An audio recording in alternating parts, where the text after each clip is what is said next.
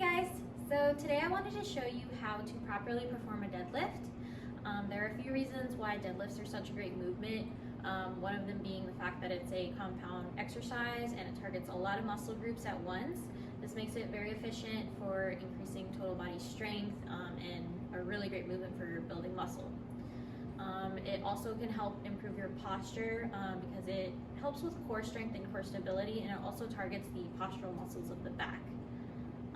It also is a great movement because it has direct carryover into everyday life. So anytime you bend down to pick something up, especially if it's a heavy object, it'll be really important to know how to do this movement correctly so that you're lifting in a safe manner and protecting your lower back and your spine. Okay, so there are 4 key components to deadlift that I want to go over real quick before we put it all together in the actual movement. So the first one is a hip hinge. You really want to get that movement pattern down before you start actually doing deadlifts. This is going to be very critical to performing it correctly. A hip hinge is essentially just pushing your hips back. So you want to get that movement down of pushing your hips back, keeping your legs relatively straight with just a slight bend in the knee, feeling a deep stretch in your hamstrings as you come back, keeping your chest up and core tight. So a really common mistake I see with people when they start learning a hip hinge movement pattern is accidentally squatting instead of pushing their hips back. So one thing you can do to practice this movement if you're struggling with it is to get a band like this and tie it around a pole or a squat rack, and then you're just gonna step inside the band like this, rest it around your hips, and then take a couple steps out to get some tension on the band, and then you're just gonna let the band pull your hips back.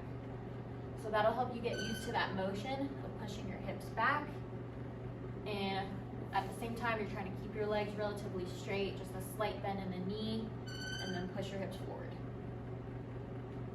Okay, so the next thing I want to go over is how to properly breathe and brace before you start your lift. It's going to be really important to learn how to brace your core properly before you actually pick up any weight. One reason being it's going to protect your lower back and your spine from injury, and the second reason being it's going to allow you to lift more weight because you have a very stable and rigid torso. So one thing you want to keep in mind is your natural posture and how you stand. So if you naturally stand with a slight curve in your spine where you have this anterior pelvic tilt, you'll want to fix that by tucking in your pelvis, squeezing your glutes, and tightening your core. When I say tighten your core, a lot of people think they're supposed to suck in or draw their belly button into their spine, and you actually want to do the opposite. You want to breathe into your stomach so that you're expanding your stomach and creating a lot of stability in your trunk. So to do this, you want to just practice breathing and expanding and then tightening the abdominal muscles. And that'll be how you'll breathe and brace properly before you start. So now that you've learned how to properly engage your core, you'll want to also learn how to properly engage your lats. The lats are the muscles on the sides of your back right here. And to engage them, you'll want to bring your shoulders back and down, and also extend your arms down to create a lot of tension right here. You'll want to keep your chest up and not let your shoulders round forward and collapse forward when you're doing a deadlift. So this motion of bringing your shoulders back and down, engaging your lats, is going to help to keep that proper posture when you're deadlifting. The last thing I want to go over is how to use leg drive when you're deadlifting.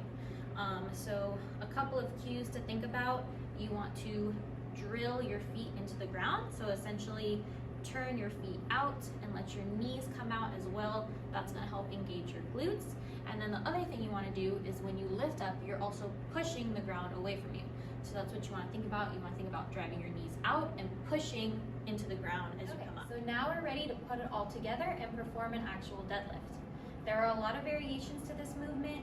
I'm just going to be demonstrating how to do a conventional barbell deadlift. So to start out, you're going to place your feet underneath the barbell where the bar is right over your midfoot.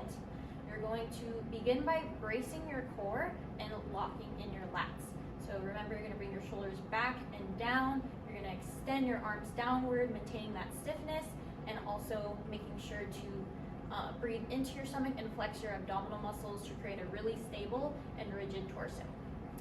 after you do that, you can start coming down towards the barbell by hinging back at your hips, feeling for that stretch in your hamstrings. So you're coming down, your shins are gonna come closer to the barbell as you come down. You're gonna grab onto the barbell. Your knees are gonna be right inside of your elbows. So that's another thing, you want to drive your knees out to your elbows and engage your glutes.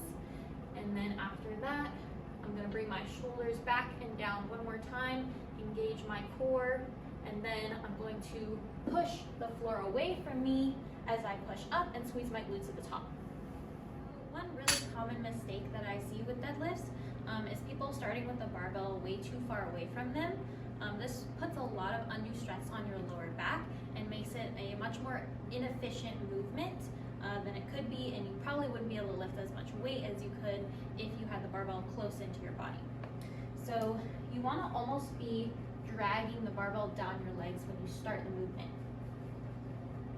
So just to demonstrate this, you're here and you're dragging the barbell down your legs.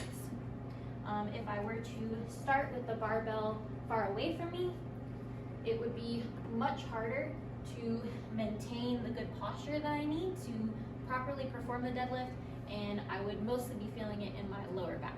So that's one really important thing you want to keep in mind. You want to keep the barbell close into your body when you start your lift and throughout your entire set. These tips were helpful. You can always do these things even if you're not actually performing a deadlift. If you're just picking something up, you'll always want to brace your core, engage your glutes, everything like that. So these are really important tips to keep in mind to lift safely and properly. I hope this has helped you be a little bit more confident with the movement and less fear that you're going to injure your lower back or anything like that. Thank you so much for watching.